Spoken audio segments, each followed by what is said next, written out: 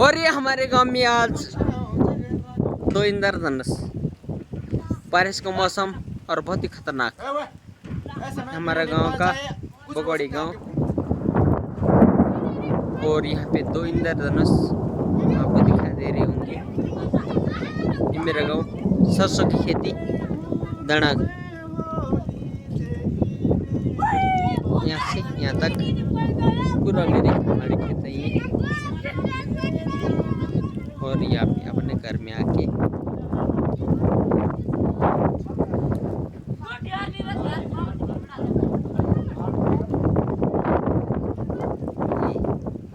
हमारा गाँव।